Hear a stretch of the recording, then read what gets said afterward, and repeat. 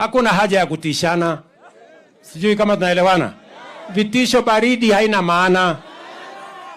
Tuko pamoja? Siku ya siasa ikifika, kila mtu akuje na mambo yake. Mimi nitakuja hapa na mambo ya kilimo. Mimi nitakuja hapa na mambo ya universal health coverage. Mimi nitakuja hapa na mambo ya kuunganisha stima. Mimi nitakuja hapa na mambo ya kujenga barabara. Mimi nitakuja hapa na program ya housing. Wale wengine wajipange. Wasikuwe tu wanaongea hewa hapa. Kufikia saa hizi, competition is between me and my track record. Hawa competitors wengine sijawaona wako wapi. Ama namna gani? Tuko pamoja ama tuko pamoja? Na kuna watu wengine wanafikiria ya kwamba kwa sababu imechukua muda sisi tuweze kukamilisha mipango yetu. Ni kwa sababu nilipata mambo ya uchumi ikiwa mahali mbaya sana. Na ndio sababu hiyo nikasema kabla ya kufanya kazi nyingine yote lazima kwanza tuweke msingi thabiti kwa uchumi wa taifa letu la Kenya. Ruto, you can hear from that video that he's saying that when the time for politics comes, they'll present themselves to the people and the people will be able to decide. Now, I've once told you that William Ruto has one tactic to do one project and then probably like the Nairobi-Nakuru highway, dual it, lower the cost of living, cost of unga towards elections so that it could get the favor of Kenyans. Then I asked on this video that how many guys will change their mind as far as Ruto is concerned. I saw mixed reactions from such kind of a video. Some people saying that once beaten, twice shy. Others say that people were killed. Others say that it's not all about development now. This is serious because it is like the crimes that are against humanity, like abductions and killings that have occurred in the country. So people had so many reasons to speak about William Ruto. Others even talked of impeachment.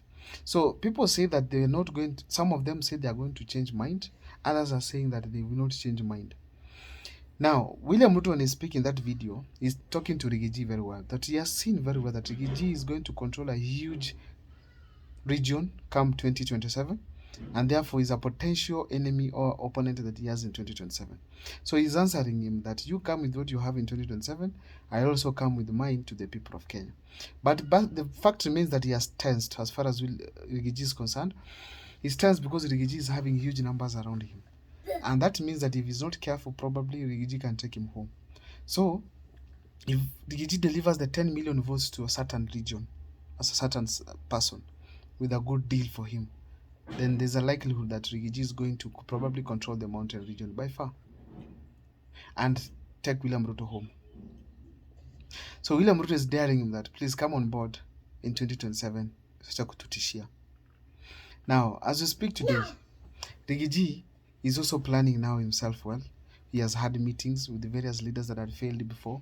Some who are in power right now. They are trying to craft themselves for 2027. However, listen to Moses Kuria speak and say that Rigiji is dictating, yet he's saying that he's listening to the ground. So therefore, there's a likelihood that probably all these people are planning to face Rigiji in 2027, because Moses Kuria believes strongly that Rigiji is a dictator, is not just a Democrat. He does not listen to the people. Probably that's what is happening. But now he has his own plan, and probably a plan out of a fail. You know, so as we look at what is happening, William Ruto is saying that he's ready for Rigiji. But however, we want to see it said in Mount Kenya, because Mount Kenya gave him the presidency. Whether he likes it or not, he received the presidency of this country from the mountain region. So therefore, he has to ensure that he has reached out with Mount Kenya, get the people there on board, and probably craft a very good plan for 2027. Now, William Ruto's allegations are there that he's the one who has dispatched Maina Njenga to come and give order in the region. But the fact remains that Maina Njenga has people he controls, and all those people probably are from the entire Mount Kenya region. But the group is not well mentioned among the Kikuyu nation. So therefore, probably that's a wrong direction that the president or the government is taking. Now, Kithure Kindiki is preparing himself. He has also warned Rigiji the same thing, that time ya siasa ikifika tutakutana pale, tutasema yetu. So meaning that there is also seeing something good ahead that is going to use to counter Ruto and Gachagua with his troops in the mountain region. I don't know what is your take about this, but I feel it is becoming much more interesting.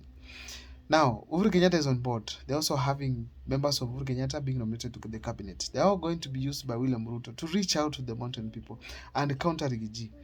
When you see all these moves being made, that means Rigiji is not underrated. He's not underrated when it comes to the politics that he does. Probably Ruto made a leader out of an impeachment. He made a leader out of an impeachment, and probably going forward, if he's not careful, this is the guy who will take him home. Because when I look at Kalonzo Musyoka, depends on Rigiji. When I look at any other person, you know, right now we had Natembea speak and say that when the mountain and the western region have come together, we get good leadership without abductions and the economy goes well. And how about that happens in 2027? But now in western region, who is this they are going to bring on board? Eugene Omalo? Maybe Natembea. Maybe Natembea. George Natembea can be a good leader, particularly to be able to drive this country forward if he comes as a deputy president or even president. But deputy president don't have powers. So the best option that Rigiji has is to take Natembea as the president, him as the deputy, and then they go forward. Because Kalonzo Musyoka, I'm much in doubt. The 1 point something million votes and the ones 5 million from Western cannot be compared. Kalonzo Musyoka should accept to be the Prime Minister of the country, or even the Speaker of the National Assembly, or even the Speaker of the Senate, because I strongly feel that he has all the qualifications to be a very nice Speaker, or even Foreign Affairs Minister, because he can help this country a lot. But now, he never organizes himself for the national politics, because like right now, I come from Kisii, but he rarely comes there. He rarely gets to the ground. Like him and Matiang'i is on the ground. They are more of the same. It's like they're going to start from the same ground.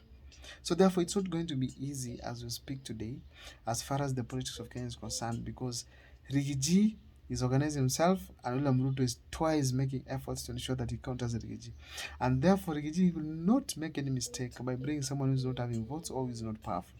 They have to sit down and agree, craft themselves, and of course move forward as a team going 2027. I don't know, guys, what you think as far as this is concerned, but I'm strongly feeling that William Ruto is scared about Rigiji. He knows that if Rigiji succeeds to take the mountain away from him completely, at least even 80%, then he's going home very early in the morning. Because if all those votes that he takes from him goes to one basket, that person is winning the presidency. Or there's no 50+1.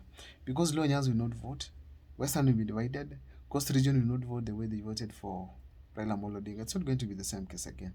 So therefore, probably it's not going to be easy for Rigathi Gachagua, and as well, but much more, it's not going to be so easy as well for William Ruto come 2027.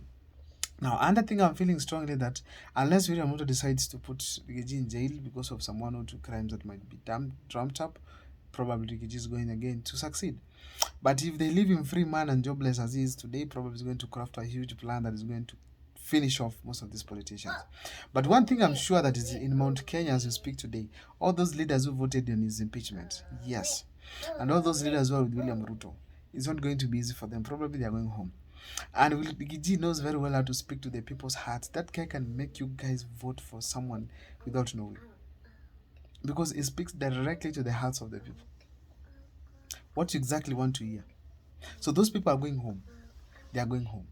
And now William Ruto will not only lack the presidency, or even if he gets the presidency, he will not have majority of the members of parliament unless he buys them again. Because if you check closely, he has the ODM and then some UDA from Rift Valley.